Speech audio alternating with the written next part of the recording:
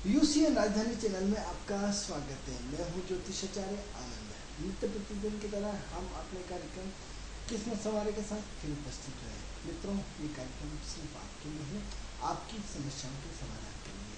अगर आप हमारे कार्यक्रम से जुड़ना चाहते हैं और हमारे कार्यक्रम का हिस्सा बनना चाहते हैं तो उठाइए फोन और हमारी टीवी स्क्रीन पर जो नंबर चला है उस नंबर पर हमें कॉल करें। उस कॉल के माध्यम से हम आपकी समस्या का समाधान घर बैठे करने का प्रयास करेंगे। अगर आप चाहते हैं आपकी समस्या का समाधान हो तो आपको आपकी डेट ऑफ बर्थ, स्थान और समय, 3 चीज़ें आपको बताना होगी। इसके आधार पर हम आपका डाटा पूरा अपने लैपटॉप में डाल करके उस समय की ग्रह स्थिति के आधार पर हम आपको आपका भविष्य बताने का प्रयास करेंगे। अगर आप चाहते हैं कि आपकी विदेश यात्रा हो, अगर आप चाहते हैं अपने कर्जे से मुक्ति चाहते हैं, अगर आप चाहते हैं कि अपनी बच्ची का विवाह कब होगा, अगर आप चाहते हैं कि अपने मकान कब लेंगे, आपका मकान कब होगा, आपकी कार कब आएगी, या आप किस काम में इन्वेस्टमेंट करें, आपके लिए शेयर बाजार अच्छा है या नहीं है, उतार मंदी तेजी का भाव आपके लिए अच्छा है या नहीं है, ऐसे अनेक प्रश्न जिसके माध्यम से आप अपने भविष्य के जो सामने आपके सामने जो प्रश्न है उन सब का समाधान हमारे कार्यक्रम किस्मत सवार के साथ पा सकते हैं। अगर आप हमारे टीवी कार्यक्रम के माध्यम से हमारे कार्यक्रम से जुड़ सकते हैं, आपको क्या करना है, सिर्फ आपको हमारे टीवी स्क्रीन पर जो नंबर चल रहा है उस नंबर पर हमें कॉल करें। उस कॉल के माध्यम से हम आपकी समस्या का समाधान करने का प्रयास करेंगे। ये बिल्कुल सामान्य कॉल है। तो ये तो मित्रों कार्यक्रम से संबंधित जानकारी। अब अपने कार्यक्रम किस्मत सवारे को आगे बढ़ाते हैं और कार्यक्रम जैसे कि आपको पता है कि इस कार्यक्रम का उद्देश्य क्या है। इस कार्यक्रम का उद्देश्य हम आपको नित्य प्रतिदिन बताते हैं। इस कार्यक्रम का उद्देश्य आपके अंदर जो बैठी हुई बुराइयाँ हैं उसको दूर करके एक अच्छा स्थापित करना है। आपको प्रकृति के साथ तालमेल बिठाना है।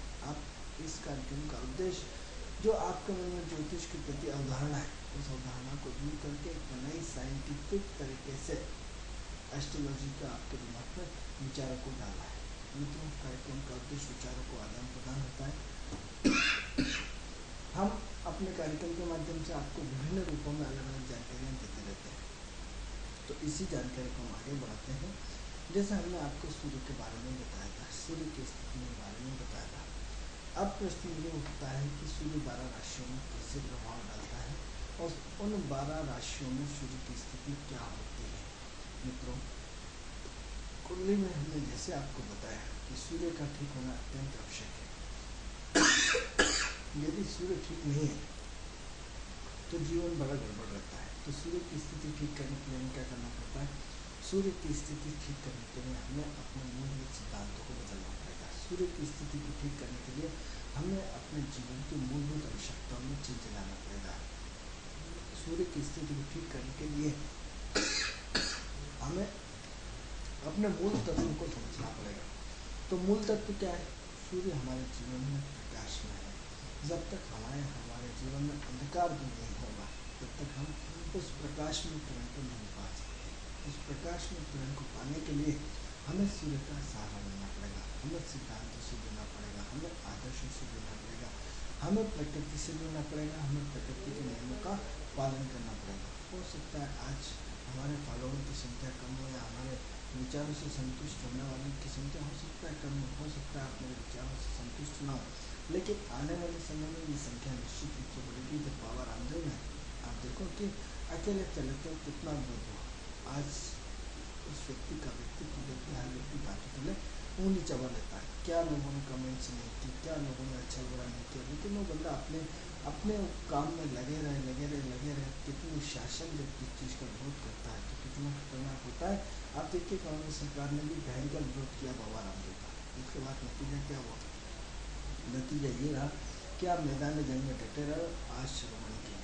तो किसी भी चीज़ की स्थापना कोई भी आपको आसानी से टिकने नहीं देता, कोई भी व्यक्ति आपको आसानी से खड़ा होने नहीं देगा। कहीं ना कहीं आपको प्रकृति, आंधी, तूफान, वायु, जल सब तरह की प्रहार होता है। चारों तरफ से व्यक्ति टूटने के लिए कोशिश की जाती है, उसको तोड़ने की कोशिश की जाती है और जल्द बड़े मुश्किल से व्यक्ति अपने आप को स्थापित कर पाता है यदि हर परीक्षा में खड़ा हो जाए। तो मित्रों, आपको भी अपनी हर परीक्षा में खड़ा उतरना है, आपको भी अपनी लाइफ में हर विषय पर खड़ा उतरना है, आपको भी अपनी ज़िंदगी में हर विषय को सोच समझ कर लेना है। तो हम जब बात करेंगे काल पुरुष की स्थिति के अनुसार सूर्य के प्रथम भाव का सूर्य कारक होता है। सूर्य आत्मा का कारक होता है। सूर्य परमात्मा से मिलन होता है। सूर्य की स्थिति में हमने आपको जैसे कि कई बार बता चुके हैं कि सूर्य आप देखेंगे कि मेष राशि में स्थिति क्या बनती है। अब सूर्य की स्थिति और मेष राशि की स्थिति का यदि हम कहें कि जिनके लग्न भाव में जिनकी सूर्य स्थित होता है उनकी कुंडली की विशेषता क्या होना चाहिए। उनकी कुंडली में मित्रों सबसे पहले तो ये देखिए कि सूर्य अग्नि तत्व का ग्रह है और मेष राशि मंगल भी अग्नि तत्व का ग्रह है, यानी ऐसा व्यक्ति क्या होगा, ऐसा व्यक्ति बहुत पावरफुल व्यक्ति होगा, ऐसा व्यक्ति असाधारण व्यक्ति होगा, ऐसा व्यक्ति गवर्नमेंट चलाने व्यक्ति वाला व्यक्ति होगा, ऐसा व्यक्ति पुलिस मिलिट्री फोर्स का बड़ा ऑफिसर होगा, ऐसा व्यक्ति जीवन में top top top top top top level का होगा। अब आप बोलेंगे साहब मेरी कुंडली में तो सूर्य लग्न में बैठा हूँ और मैं तो कुछ नहीं। अरे सूर्य को इसकी कुंडली में पोटेंशियल भी देखना पड़ेगी। हर ग्रह की यहाँ की स्थिति में सूर्य की स्थिति एक साथ बैठी हो, लेकिन सूर्य किसके नक्षत्र किसके उपनक्षत्र में वो स्थिति पोटेंशियल नेगेटिव है पॉजिटिव है, सूर्य सकारात्मक है कि नकारात्मक है। मात्र आपके लग्न में सूर्य बैठने से सब कुछ नहीं हो जाता कि आपके लग्न में सूर्य को बिठा दिया और साहब मेरे लग्न में सूर्य बैठा है और साहब मेरे को तो इनमें बोला सब बकवास है, उनको लग्न में सूर्य बैठ करके कुछ नहीं कर रहा है। अरे आपने ये देखा कि जिस लग्न में सूर्य बैठा है उस लग्न की स्थिति में आपके निरायन भाव में सूर्य 12वें भाव में चला गया, दूसरे भाव में चला गया, या जहाँ सूर्य स्थित है वहाँ सूर्य है ही नहीं, मालूम पड़ा सिर्फ वहाँ उसकी छाया भरे, उसकी डिग्री भरे, उसका अंश मात्र है। वहाँ तो सूर्य पीछे से अपना सपोर्ट कर रहा है, पीछे का उसको अपना सपोर्ट कर रहा है। तो प्रश्न ये उठता है कि सबसे पहले यदि आप ज्योतिष की जानकारी रखते हैं तो निरायन भाव को अवश्य देखना चाहिए। निरायन भाव में यदि सूर्य आपके लग्न में बैठा है, पीछे किसी के 12वें घर में चला गया, यदि सूर्य कहीं 12वें घर में गलती से चला गया तो आपको दिखाई दे रहा है लग्न में, लेकिन वो है नहीं। यदि हम अपने मित्र के घर में घंटों बैठे और जाते जाते तो इसका मतलब ये नहीं कि मेरा घर होगा। हाँ, ये अलग चीज़ है कि आने वाला हर व्यक्ति मुझे हर टाइम मुझे वही देखता है, जब देखो जो वही पाया जाता है तो ऐसा कल्पना कर सकता है, लेकिन वो घर उसका तो नहीं हो सकता ना। तो ऐसी कंडीशन में आपको अपने सूर्य की स्थिति को देखना पड़ेगा, सूर्य के साथ आपको तालमेल बिठाना पड़ेगा। तो अब सूर्य के साथ तालमेल कैसे बिठाएंगे। अब सूर्य की स्थिति को सबसे पहले हमने देखा तो सूर्य मेष राशि में,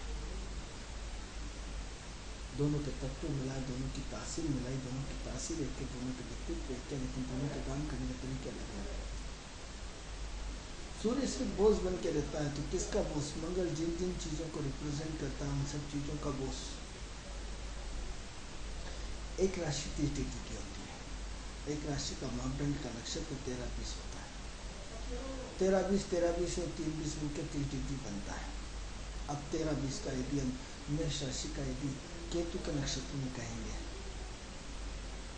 तो ऊंचाइयों पर पहुंचने के बाद भी आपको नीचे गिरना पड़ा, क्योंकि मेष राशि में सूर्य का नक्षत्र तो जुड़ गया, लेकिन केतु के नक्षत्र के साथ सूर्य की राशि और केतु के नक्षत्र के साथ उसकी पोटेंशियल पावर चेंज हो गई, उसका व्यक्तित्व चेंज हो गया, उसका काम करने का तरीका बदल गया, उसका दृष्टिकोण बदल गया।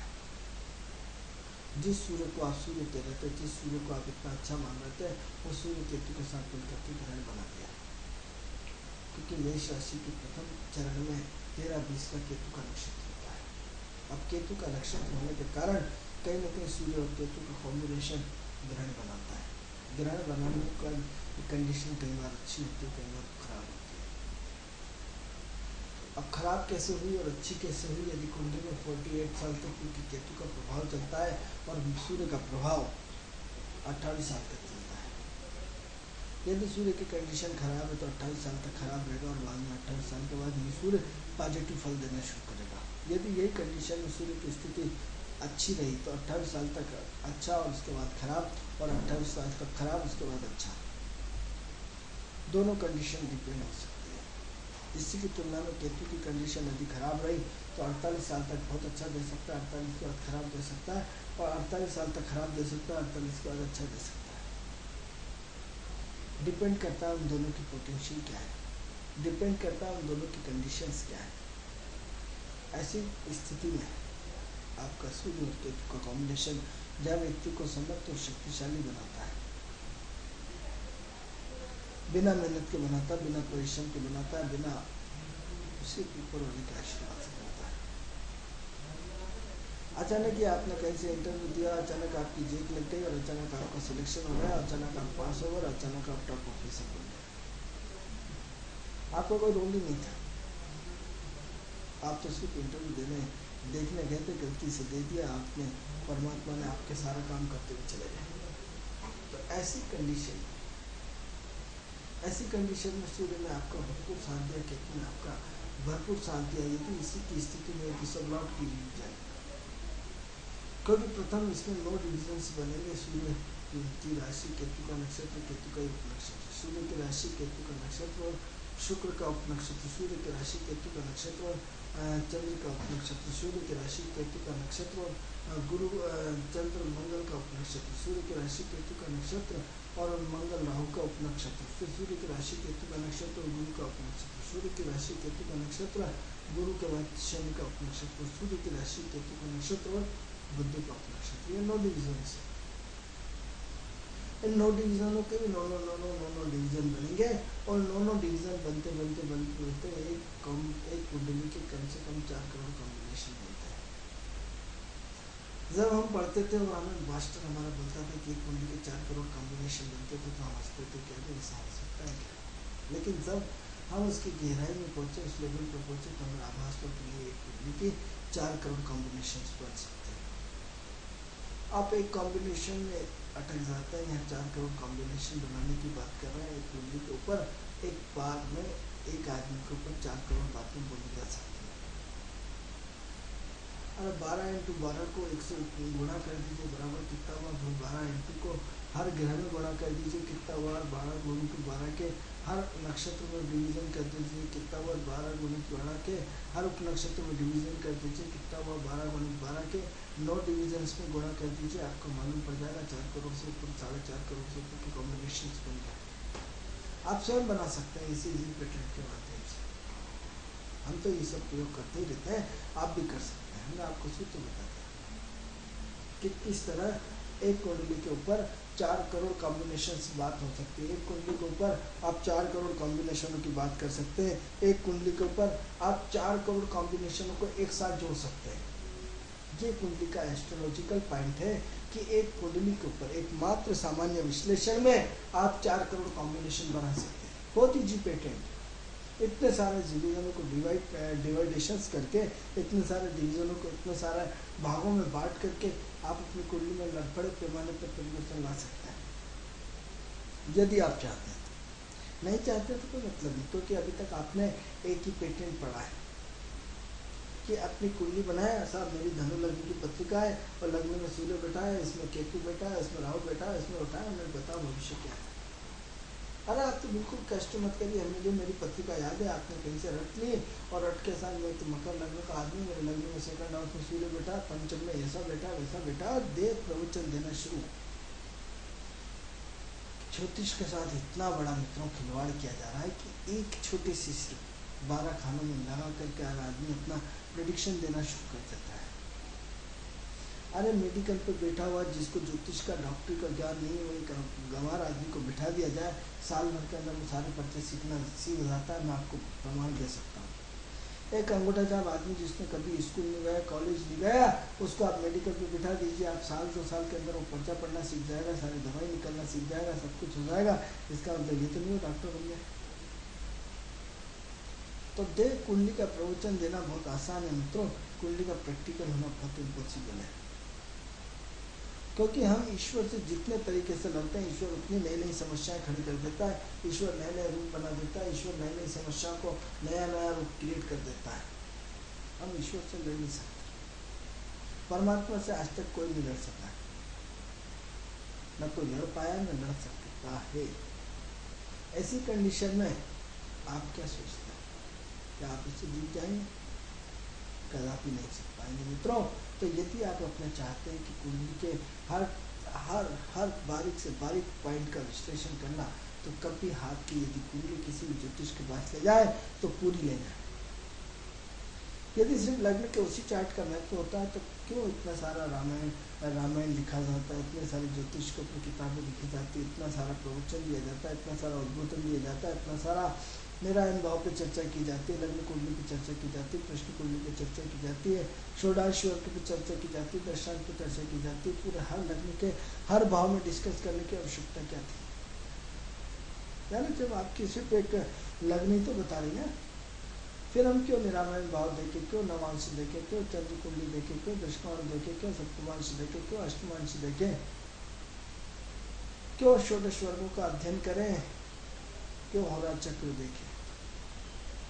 कोई जरूरत नहीं।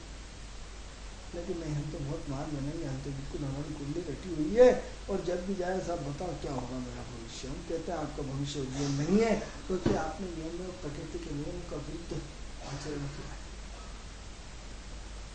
सब्जी तो सबसे बनती है ना, आपको हर पार्ट को देखना पड़ता है। शरीर तो सबसे मिलकर बना है ना, आँख नाक कान गला सबसे मिलकर बना है। हर पार्ट का अध्ययन करना पड़ेगा। आपके पर्टिकुलर एक पार्ट से कुछ भी होने वाला नहीं है, एक पार्ट से कुछ भी होने वाला बिल्कुल नहीं। आपके हर पार्ट की स्टडी करना पड़ेगी, हर पार्ट का अध्ययन करना पड़ेगा, हर पार्ट को समझना पड़ेगा, हर पार्ट को मूलभूत रूप में समझाना पड़ेगा, तब जाके हमें एस्ट्रोलॉजिकल पूरा विधिवत गणित का अध्ययन कर सकते हैं। ये माना हमने कि ये ज्योतिष विद्या है। ईश्वर किसी को 12 राशियाँ नहीं आती, किसी को 12 भाव नहीं आते, 9 ग्रह का नॉलेज नहीं, उसके बाद भी हमने ऐसे ऐसे संत देखे जिनको प्रिडिक्शन देते हुए हमने देखा है। भोपाल के अंदर भी बता दें, जिनको सिर्फ 12 भाव नहीं आते, 9 ग्रह नहीं आते, उनकी भीड़ लगी रहती है, बड़े बड़े ऑफिसर खड़े रहते हैं और हमारी आंखों देखा हाल मतलब जो बोलते हैं वही हो जाता है। लेकिन ये देखिए कि वो व्यक्ति अपना पुण्य बांटा है, प्रारब्ध का संचित पुण्य खत्म कर रहा है। क्योंकि प्रैक्टिकल होना अलग चीज़ है, थ्योरिकल होना अलग चीज़ है, दोनों में बहुत डिफरेंस वाला पार्ट है। मित्रों, हमने जीवन को बहुत प्रैक्टिकल जिया है और आपसे भी निवेदन करेंगे कि आप भी प्रैक्टिकल सीखिए। कल्पनाओं में कोई चीज़ कितने लंबे तक खींचोगे और कितने लंबे तक उसको पचा पाओगे, कितने लंबे तक चला पाओगे। प्रैक्टिकल आपको जीवन भर पल पल पे आपका मजबूती करता है, थ्योरिकल और प्रैक्टिकल। प्रैक्टिकल आपके जीवन में बहुत मायने रखता है। चर्चा करना और सुनना अलग चीज़ है और प्रैक्टिकल भोगना अलग चीज़ है। यदि आप किसी को एक बार घर देख लो तो जीवन में वो घर नहीं बोलते, जीवन में ढूंढते ढूंढते पहुँच जाते हो, हर बार उसके दिन में पहुँच सकते हो। यदि हम आपको नक्शा समझा दें तो आपको बहुत प्रॉब्लम होगा। थ्योरिकल और प्रैक्टिकल में बहुत बहुत जमीन और आसमान का अंतर होता है। तो हम बात कर रहे हैं सूर्य की 12 भागों में डिवाइजन। तो एक राशि का जैसे हमने एक सूर्य को पकड़ा, सूर्य के एक अंश के भी 9 टुकड़े करे और 9 अंश के 9 टुकड़े करके 9 डिविजन्स बनाते गए कि सूर्य की राशि, केतु का नक्षत्र, केतु का उपनक्षत्र, केतु का केतु केतु केतु केतु केतु केतु ऐसे 9 डिविजन्स, नवांश हो गए। फिर 9 डिविजनों में फिर पूरा केतु शुक्र सूर्य चंद्र मंगल राहु गुरु शनि बुध। फिर अगले 9 डिवीजन में केतु शुक्र सूर्य चंद्र मंगल राहु गुरु शनि बुध। 9 के 9 9 के 9 9 के 9, इस बार 9 बार डिवीजन में 9 9 9 9 9 9 चार्ट 9 बार आएंगे। कितने कॉम्पिटिशन बनेंगे, हर चार्ट आपकी नई भाषा बोलता है। सिर्फ हम तो राशि के एक अंश की बात करते हैं, अभी तो 29 डिग्री अंश बाकी है। एक राशि की 30 डिग्री होती है, 30 राशि में सूर्य के 30 अंश होते हैं, एक अंश पर डे परिवर्तन होता है, 1 डिग्री रोज सूर्य चलता है, लेकिन 1 डिग्री में भी वो प्रति सेकंड के 100वें हिस्से को तोड़ता हुआ चला जाता है। उसके सब डिविजन्स निकलते जाते हैं, उन सब में लास्ट वाला फिर अलग होता है, उसके पहले फिर वो अलग होता है, फिर 7वें में अलग होता है, 6ठे में अलग होता है, 5वें में अलग होता है, 4थे में अलग होता है, 3रे में अलग होता है, दूसरे में अलग होता है, पहले में अलग होता है। तब जाके फिर एक अंश बदलेगा, मिनट सेकंड पल। तो मित्रों, ये ज्योतिष बड़ा इंटरेस्टिंग विषय है, इतना बड़ा इंटरेस्टिंग विषय है कि जिसकी कल्पना भी नहीं कर सकते। जुनून व्यक्ति को महान बनाता है। जुनून, हाँ मित्रों, यदि हम यहाँ तक आपके पास पहुँचे तो ब्लाइंड जुनून में बेच, सिर्फ जुनून था कि हमें सीखना है कि है क्या नहीं, कौन है, इसको कैसे चलाता है, किस तरह होती है, क्या भाग्य और कर्म में अंतर क्या है। ऐसे ऐसे बहुत सारे हजारों प्रश्न हमारे अंदर गूंजते रहते थे और जुनून चढ़ा रहता था। ऐसा जुनून जिसने सब कुछ खत्म कर दिया, ऐसा जुनून जिसमें रात और दिन लगे रहे, ऐसा जुनून जिसने न संघर्ष देखा, न रात देखी, न दिन देखा, न धूप देखी, न गर्मी देखी, न बरसात देखी, कुछ नहीं। किसी भी चीज़ का आपको पर्यायवाची बनने के लिए आपको जुनून ही होना पड़ेगा। जुनून नहीं है तो कुछ नहीं। ये जुनून शब्द बहुत छोटा है मित्रों, लेकिन ये जुनून व्यक्ति को महान बनाता है। किसी से प्रेम करने का जुनून, किसी में प्रेम के अंतर्गत किसी में डूब जाने का जुनून, किसी को राजनीति का जुनून, किसी को क्रिकेट का जुनून, किसी को ज्योतिष का जुनून, किसी को पेंटिंग बनाने का जुनून, किसी को घूमने का जुनून, किसी को घर बनाने का जुनून, किसी को पूंजी बनाने का जुनून, किसी को फोटोग्राफी सीखने का जुनून, किसी को पढ़ने का जुनून, किसी को नौकरी का जुनून, किसी को प्रियतमा का जुनून। ये जो जुनून शब्द है ना मित्रों, बड़ा खतरनाक है। आपको मानते हैं? आप कौन सा ग्रह आपको जुनून देता है? एक नंगे पांव आप कहीं बार देखा होगा टीवी में, पेपर में, एक अंगारों पे चला जाता है नंगे पांव, जुनून। और मित्रों छाले भी नहीं पड़ते हैं। हमें आज भी याद है मित्रों कि तप तपाती गर्मी में हमने गोवर्धन की भरी दोपहर में गोवर्धन की परिक्रमा करी 21 किलोमीटर की, 11 किलोमीटर की पूरी होती है। दो तरह के गोवर्धन होते हैं, एक बड़े गोवर्धन, एक छोटे गोवर्धन होते हैं। 11 किलोमीटर की होती है, एक 10 किलोमीटर की होती है। 21 किलोमीटर के दो गोवर्धन होते हैं। हमने भरी दोपहर में मित्रों यकीन माने कि उस समय इतना जुनून था। एक सम्मेलन किया था, भगवान गोवर्धन से प्रार्थना करी थी, भगवान जब सम्मेलन पूर्ण कर देना मैं आपकी गोवर्धन यात्रा करूंगा। और उन्होंने सफल सम्मेलन किया, मैं गोवर्धन परिक्रमा गया। उस जुनून में मुझे कोई छाला नहीं हुआ। उसी की तुलना में अभी पिछले गर्मी में वापस यात्रा करने की कोशिश करी थी, बिना जुनून से 4 कदम में फेल हो गया, आधे किलोमीटर में बन गया। तो जुनून व्यक्ति को महान बनाता है। क्या आप कितने जुनूनी हैं? क्या आपके अंदर वो जुनून है? नहीं साहब मेरे अंदर तो जुनून नहीं। फिर हम आपको एक नई बात बताते हैं, जुनून आता नहीं है, जुनून पैदा नहीं होता है, जुनून स्वयं आता है। किसी दुकान पे नहीं जाके 10 रुपये का जुनून खरीद के लेके आना है। लो साहब 500 रुपये का जुनून दे दो, मैं जुनून नहीं बनना चाहता हूँ और मैं अपने आप को बनना चाहता हूँ। किसी के अंदर किसी के प्रेम पैदा हो जाता है, उसके घर के चक्कर लगा के उसके प्यार में बहुत करोड़पति हो जाता है, उनकी तो उसी से शादी करता है। कई लोग कुआरे रह जाते हैं।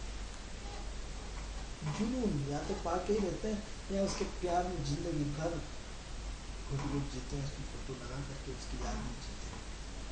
जुनून शादी ही नहीं करते। क्या कारण है? जुनून।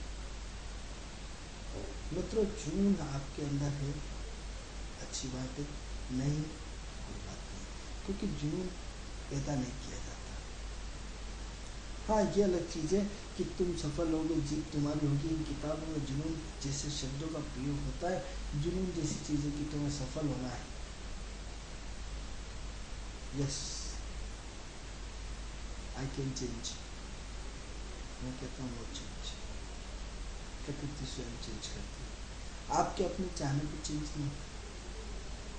यदि आप लिखवा के आए हो कि आपकी ज़िंदगी में चेंज आना है तभी चेंज होता है। यदि आप चेंज नहीं लिखवा के लाए हो तो जिनके पेट भरे हुए, जिनके कर्म क्षेत्र रहते हैं, जो आर्थिक संपन्न है, उनके लिए सब हम लोग मूर्ख लोग। लेकिन जिस दिन टांग फंसती है तो उस दिन हमें बहुत याद आते हैं कि सही कहते तो टी वी आते थे। जब तक टांग नहीं फंसी तब तक तो हम लोग खराब है। जिस दिन उनकी टांग फंसी तो हमसे अच्छा कोई नहीं। तो प्रश्न ये होता है कि जुनून भी परमात्मा देता है। क्या आपकी कुंडली में वो जुनून है? क्या वो जुनून लिखा के लाए हो? मित्रों लग्न में जब केतु बैठता है तब व्यक्ति जुनून में काम करता है, जुनून में सफल होता है। जुनूनी व्यक्ति होता है जब लग्न में केतु होता है। इतना खतरनाक जुनून होता है कि व्यक्ति दिन और रात दिन एक कर देता है, कैसे नहीं सफल होगा। क्योंकि ऐसी सफलता उन्हीं को मिलती है जो सिर्फ फल की चिंता नहीं करते, रात और दिन लगे रहते हैं। मुझे तो सिर्फ अर्जुन की आँख दिख रही, उससे पूछा गया आत्मा से, तो उन्हें तो लक्ष्य दिखता है, उस लक्ष्य को पाने के लिए रात और दिन लगे रहते हैं। हम अपनी प्रेमिका को पाने के लिए जितना संघर्ष कर डालते हैं, यदि इतना संघर्ष हमें भगवान को पाने के लिए क्या होता तो निश्चित ही भगवान नहीं चाहते। लेकिन हम उसमें अपना समय व्यतीत नहीं करते हैं। हम अपने प्रेमिका को पाने के लिए पूरी एनर्जी को झोंक देते हैं। तो प्रश्न ये उठता है कि हम जुनून कैसे पैदा करें। प्रश्न ये उठता है कि हम अपने जीवन में जुनून कैसे लाएं। प्रश्न ये उठता है कि जुनून होना चाहिए या नहीं होना चाहिए।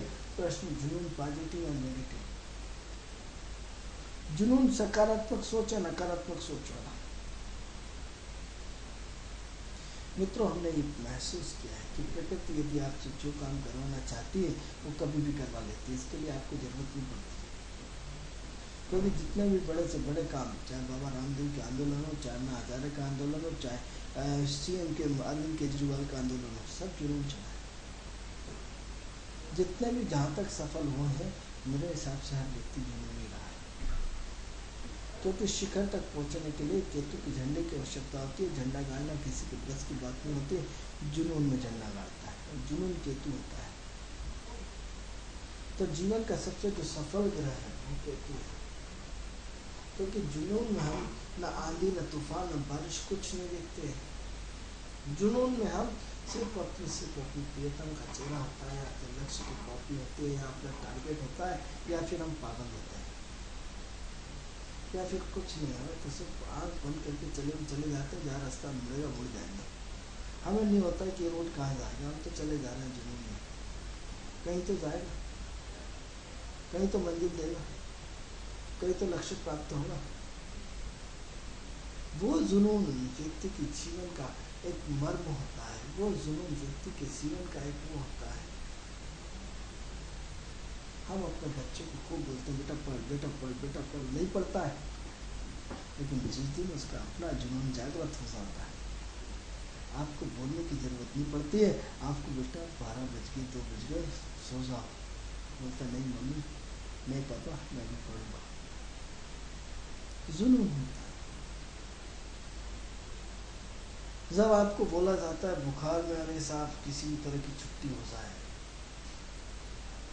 मैं ऑफिस नहीं जाना चाहता, बुखार, और जब आपको जुनून चलता है तो आपके आगे आपकी बीमारी फीकी पड़ जाती है, आपको बुखार फीका पड़ जाता है। आप जुनून में न जाने कैसे क्या करते हैं। इस जुनून के देवता को यदि पकड़ा जाए, इस जुनून की भावनाओं को पकड़ा जाए, ये जुनून होता क्या है। मित्रों, जहाँ तक हमने इस जुनून को देखा है, एस्ट्रोलॉजिकल तो हमने इसको केतु के रूप में देखा है, लेकिन दूसरी आधार पर हम आपको बताते हैं कि जुनून का दूसरा रूप आपका इंटरेस्ट है। उस विषय के प्रति आपकी जागरूकता है, उस विषय के प्रति आपकी सोच है, उस विषय को कुछ जानने के प्रति जुनून है। गौतम बुद्ध को जुनून चढ़ा तो महात्मा बन गया। सत्य विश्वामित्र को जुनून चढ़ा तो सत्य ऋषि बन गए, पूरा राजपाट त्याग करके। पीटी उषा को जुनून चढ़ा तो बहुत बड़ी एथलीट बन गई। शाहरुख खान को जुनून चढ़ा तो आज बहुत बड़ा महानायक बन गया। मित्रों, जुनून, सचिन तेंदुलकर को जुनून चढ़ा तो महान बल्लेबाज बन गए। उन्होंने खाना पीना सोना रहना सब त्याग दिया। अब जो हम समझ पा रहे हैं मित्रों जुनून का, कि जुनून का दूसरा रूप जो सबसे बड़ा हमने समझा है, हमारी भाषा में आपकी रुचि, आपका विषय के प्रति इतना इंटरेस्ट,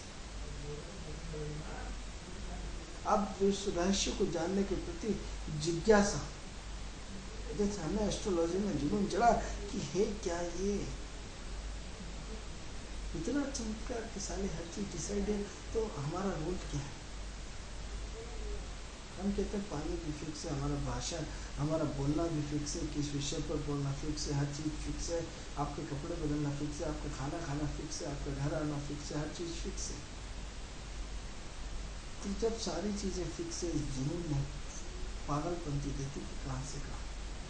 जब हम ज्योतिष सीखने जाते थे लोग मित्रों हमें पागल बोलते थे, अरे तो पागल हो गया, अपना काम छोड़ के, इतना अच्छा एस्ट्रो बहुत बड़ा काम था, इतना बड़ा छोड़ के इस एस्ट्रोलॉजी में घुस गए। लेकिन आज ही वो हमसे बोलने पड़ गए, क्योंकि हम छोटे लेवल पे बात ही नहीं कर पाते। सब हमारा लेवल बात करने का बस ही रहता है, उनकी कल्पना से भी हजारों करोड़ों गुना पड़े। इतना परे होता है कि हर बड़े आदमी की चर्चा जब हम करते हैं तो प्रत्यक्ष और प्रत्यक्ष रूप से उससे इन्वॉल्वमेंट होता है, तो ऐसी स्थिति में बहुत महंगे पड़ जाता है।